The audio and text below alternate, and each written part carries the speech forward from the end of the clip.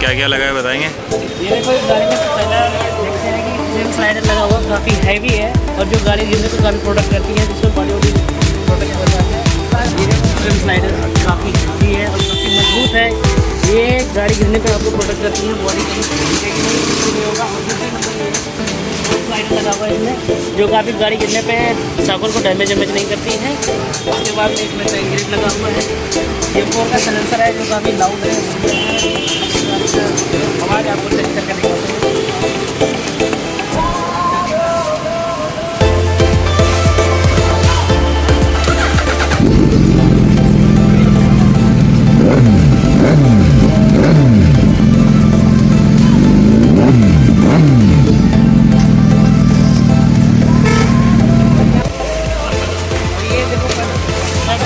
pedal की chain का screw लगा हुआ है, जो पेडल लगाने में आपको